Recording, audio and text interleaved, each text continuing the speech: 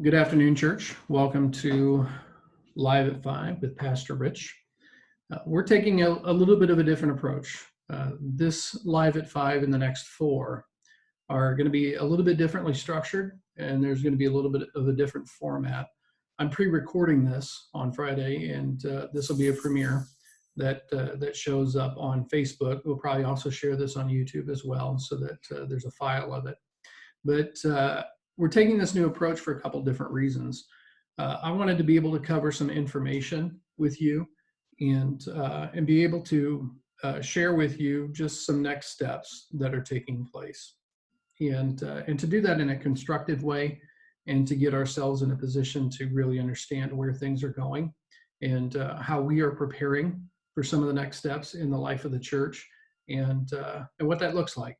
So that said, what I want to do today really is just kind of do an introduction about what the next four are going to really focus on, and to kind of prepare us. And so to do that, one of the things that I want to share with you is something that was shared with me yesterday. Dr. Gustavo Crocker, who's one of the general superintendents on the for the Church of the Nazarene, spoke to all the pastors in the Wisconsin district. And he shared some information from an article, and it made a lot of sense. And this is what I want to particularly share with you right now. And I'm going to share my screen so that you can see what we're talking about. What we're talking about is, what does it look like for us to begin to gather again? And part of this is understanding what the future might look like. So on the screen, you can see, and this is from this article that I had mentioned by a guy named Thomas Pueyo. What you see on the screen is the reality of what it meant to do nothing. If when this coronavirus stuff began, if nothing had been done, it shows the rate of infection skyrocketing. What would have happened if mitigation had taken place? Mitigation would be, we'll just deal with the cases as they come. We're not going to take any action out of the ordinary to do anything. The rate of infection in the cases of coronavirus would have gone up exponentially still. So really the answer, and where we're at right now, what we've experienced, is what this author called the hammer. Ultimately, it's, the stay in place orders. It's helping people to stay in their homes. It's restricting and creating pretty significant protocols and restrictions on people's movement and actions and behavior and work style and all that kind of different stuff. It's basically where we've been for the last 6 to 8 weeks. And the reason for doing that, obviously, was to, as the saying goes, flatten the curve and restrict the spread of the virus. By all accounts, that's what we've done. That's what's worked. That's what's happened. And that's where we find ourselves. Now, the reality of this is, if you can see on my screen, I don't know if you can see my cursor, but we're probably in this zone right here. We're on the downslide. And as you're well aware, as I am, the state of Wisconsin had a little bit of a turn this last week. And essentially, we are a state without any restriction at this point. In fact, I think we might be the only state that has nothing in place. What that means is essentially there's about as many opinions about what the next steps need to be as there are guidelines being put out by different venues and different municipalities and different organizations and different leaders and different everything. So what that means is we have to discern what the best next steps are for us. To do that, we really need to understand a little bit about where life in general is going in the future. And so as you can see on your screen, this kind of comes down to a place 3 to 7 weeks is about where we are right now, the 8-week mark, maybe a week or two more. And we'll be entering what this author talks about as the dance. What that means is once that curve goes all the way down to the bottom, it doesn't mean that this is over. It doesn't mean this is really as simple as throwing the doors open again and returning back to normal. And what it means is now we have to understand how to dance.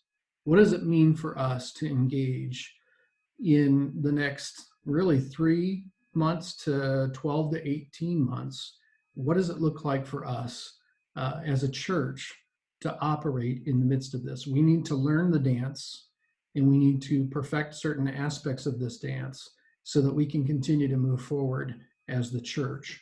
Now, I share that with you, and there's a couple things that I want to say. I've been contacted by multiple people. The staff have been contacted by people. We know that there's anxiety. We know that there's an anxiousness about coming back together again. What you need to be aware of is that your opinion on the best way to move forward isn't the only one. It doesn't also mean necessarily it's the right one. For every opinion that says that gathering is not a big deal, there's people on the complete opposite side that say it is a big deal and should be entered into very cautiously. I, as your pastor, am right smack dab here in the middle, collecting all of those opinions and having to filter that into discerning what God would have us do as far as our church goes and what the best next steps are. The first thing I want to challenge you to do is this. We need to change our language. We are not reopening. That is the wrong language. We were never closed. When we talk about coming together again, it's regathering. It's not about reopening. It's about regathering. What it looks like for us to have a large number of people in one area at one time. That's all that means. We have been open this whole time. The last 8 weeks have been exceptionally productive. There are people engaged in things the last 6 to 8 weeks that have never been engaged in things in the life of the church because of the venues that have been provided. There are new opportunities that have emerged because of all of this. And so we've never been closed. So we're not talking about reopening. We're talking about regathering. And the board, as well as your pastoral staff this last week, sent out a letter. That went on Facebook on Monday. It also went in the mail, and so most of you should receive that either today or tomorrow in the mail, a letter from your pastoral staff and your church board who are completely unified on the issues that are brought up and some of the guidelines that are put in place in the content of that letter. One of those guidelines has been the fact that we have made the decision that we will be solely online at least through the end of May. So there will be no regathering prior to June. And even when that date comes, we have not set a date exactly for when that will take place, when a regathering will take place. And again, I'm hoping that you've come to the point of understanding this isn't as simply as throwing the doors open and saying we're getting together again. There are a lot of things to take into consideration as we approach that and as we come closer to that. So no date has been set for regathering. However, I do anticipate that it won't be forever. I mean, there's coming a time, probably sooner than later, where we will have a pretty clear understanding, particularly as we get closer to the end of May, of what that date looks like and when that date would be. But there are some guiding principles that we need to remember as we start talking about what it means to regather. The first is this. When we do make a decision to regather, we are not going to make that decision to regather because it's our right to gather.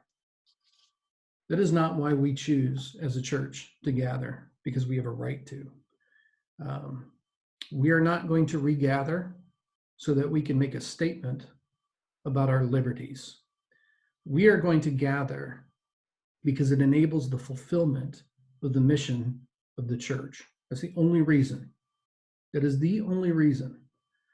So the idea of making some kind of a statement politically or anything in that realm, we gather to honor God and to fulfill the mission of the church, not to make a statement and not because we have a right to gather. If you only operate as the church, if you have a right to operate as the church, then we've got a false premise of what it means to be the church. We've got a whole other issue we've got to deal with. And so I want to make sure that you understand that's a guiding principle. We talk about regathering because it's the fulfillment of the mission of the church and that alone. Secondly, we gather taking the health of the vulnerable into consideration, and any protocols and any restrictions that are in place when we gather are for that purpose. That purpose alone is because we will side with the vulnerable, and we will protect those that might find themselves in a position to be harmed or be made ill. And we will take that as people of God. That should be not even a point of contention or discussion. And so I want to make sure that you understand that we gather taking the health of the vulnerable into consideration. And so anything that we have to do when we gather to protect the vulnerable, that's why. It's to protect the vulnerable, not for any really other reason. And then we do not, this is the third issue, and really a guiding principle about gathering is this: we do not, we will not, and we cannot diminish, ridicule, or categorize anyone based on their choice to engage or not engage, gathering in a formal sense with needed protocols in place. We are better than that. You are better than that. And people will know who we are by our love and how we love one another. So I want to make sure that you understand what those guiding principles are. The other thing that we need to understand is the idea of embracing a new normal. I've tried to figure out the best, most comfortable way to say this. And I've been working with the staff, I've been working with the board, I've been working with other leaders, I've been meeting in Bible studies, I've been doing as much as I can. And maybe the best way to address this is just to say it outright. There is not going to be a return to the way things were. There is no going back to normal. There is a new normal. And what I want to ask you to do is I want to ask you to think about what this looks like. Dr. Crocker used this in his presentation. He talked about the fact that it's kind of like the coronavirus and this whole situation, the pandemic and the way things have played out, whether you agree with them or not, is almost like wind has just rushed right in. And there's different ways you can respond to that. And for some people, the wind came, blew right in, and we're really frustrated that it's windy. Man, it's so windy. We hate this. We hate the wind. And then you got other people who are dealing with the wind, but then, but at some point it's not going to be windy. And that'll be great. It'll be great when the wind goes away and it won't be windy anymore. I want to tell you, as a leader, I'm not sure that I have the luxury of being in either of those positions. The position that I find myself having to embrace, and I would encourage you to begin to embrace too, is a position of being the person who's in the middle of that, who opens up their sails and realizes that this is going a direction. And we've got to be as proactive in the midst of it to open our sails and take advantage of the wind to move us forward and be prepared for what the future looks like. Without a 100% clear picture of what that future is going to look like. And so let me ask you to do this. I want you to ask yourself a question. What kind of a person will you be through this? What kind of a person will you be through this? And as we begin to talk about the next 3 months, the next 6 months, the next 9 months, the next year to 18 months, and knowing that the normal that we became comfortable with and accustomed to before this happened is not going to exist in the same way. What kind of a person are you going to be in the midst of that? We're having to navigate this, and we'll do it together. But I want to take these next few sessions, these Live at 5 sessions, to really walk through how I'm processing this, how I believe God is leading us in the midst of this, and really what those next stages look like. And as a pastor, as a leader of staff, as a leader of the church board, and as your leader, some of the questions that we're having to navigate through, they look like this. I'm going to share with you some of these questions. They look like this. What do we need to improve? How can we improve? What needs to change? What can we change? What do we need to add? What do we need to stop and eliminate? Those are all of the questions and so many more that we're having to deal with and address. And again, I share that with you because I want to make sure that we have a clear understanding that we're not talking again about reopening. We're talking about regathering. And the reality with the dance that we're going to talk about is it's great to open things back up. It is great to do that. We just don't have the luxury of flying into that blindly. I don't have that luxury as your pastor. I've got a lot of things and a lot of people to consider. And I'm dealing with questions. Let me share with you one of my thoughts. If we all of a sudden had to throw the doors open this week, I personally believe that coronavirus is real. I personally believe, as your pastor, I'm your pastor, I personally believe there is a risk. That's where I'm at.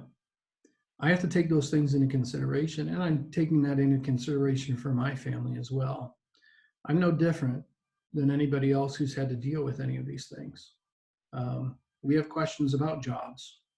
We have questions about our kids. We have questions about schooling. We don't know what exactly things are going to look like for jobs and for kids in the fall. Those are the realities of some of the things that we're swimming through. One other reality is this. We desperately would love to see Shelly's parents.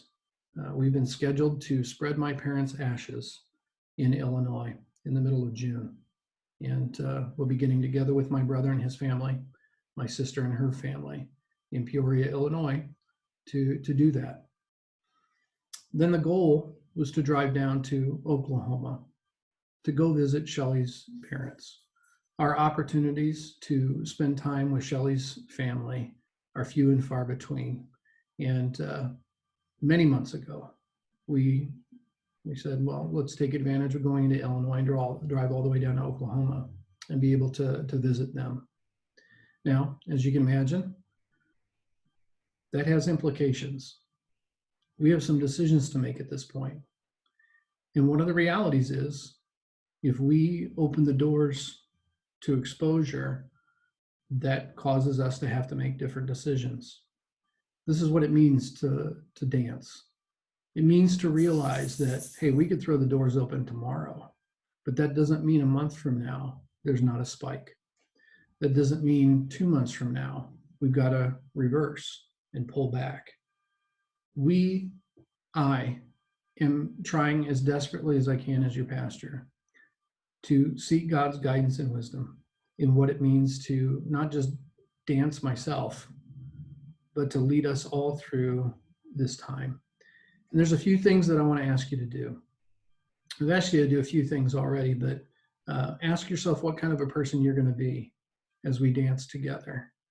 But then I want to ask you to join me in the next 15 days. So today is the 15th of May. What I want to ask you to do is join me for the next 15 days. I would love to begin the process of gathering together again as early in June as we can. I can't guarantee it, though. I hope you understand that. I can't put a date on a calendar right this moment.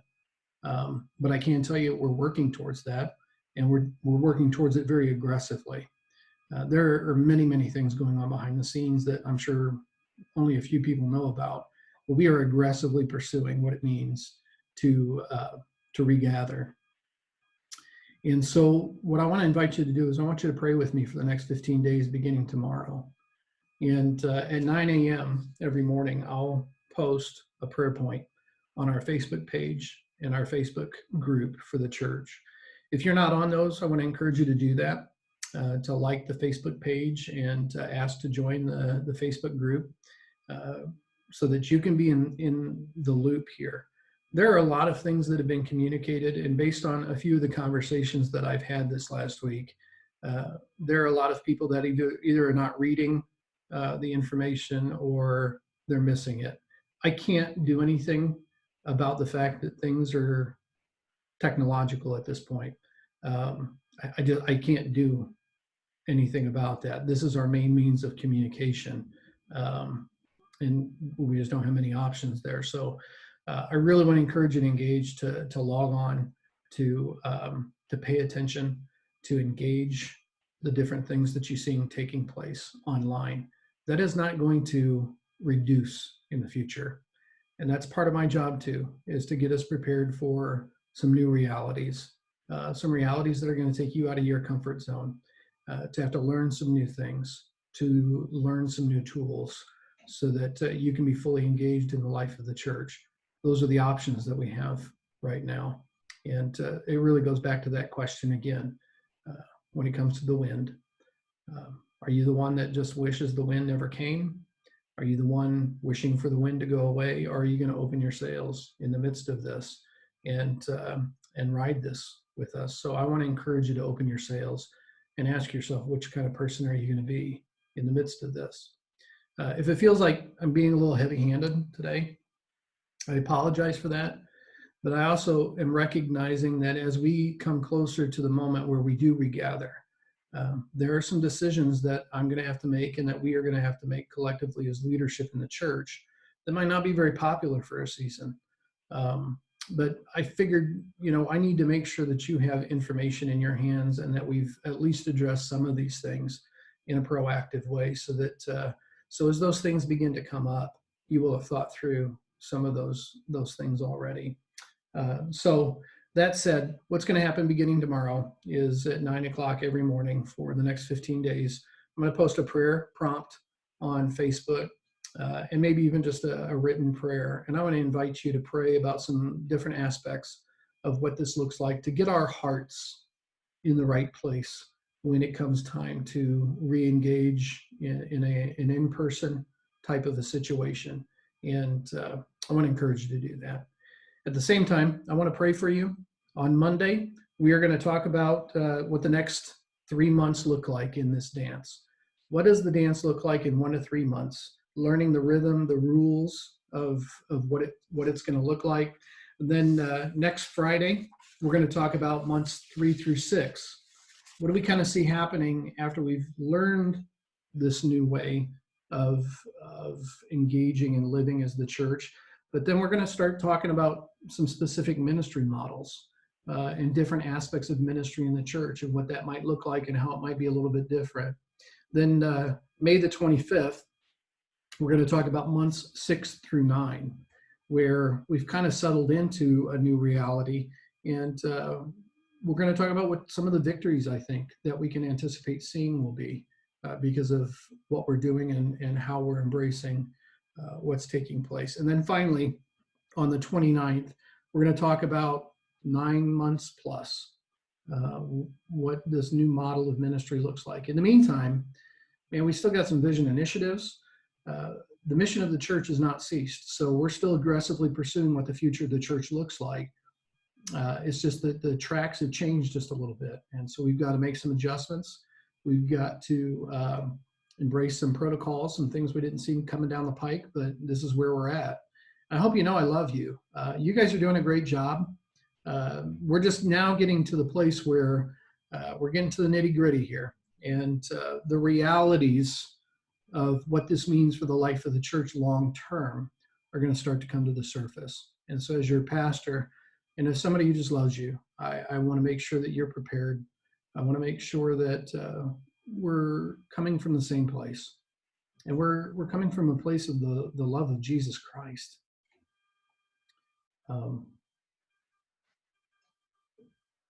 He's our unifier. He's our source. He's our foundation. And I want to encourage you to operate from a Christ-like position. And Christ, as we've talked about on Sunday mornings, his position was one of servanthood. He was a servant. He went low. If that's the least we have to do as followers of Jesus Christ, to stand with those who are vulnerable, we've got it pretty good. So I just want to encourage you, love each other, take care of each other, have patience. We're going to need your grace. You're going to need ours, and we're in this together. So let me pray for you. And if you have any questions, I want to encourage you. You don't have to make a comment here, but you can reach out to me personally, and you can send me a message on Facebook or in an email. My email's on the website, so I want to encourage you to do that. Well, let me pray for you. Father, as we begin to enter into now another phase of what this looks like and how we reemerge, Father, with regathering together, remind us that while we've not been able to see each other in person, that doesn't mean that we've been disconnected from each other.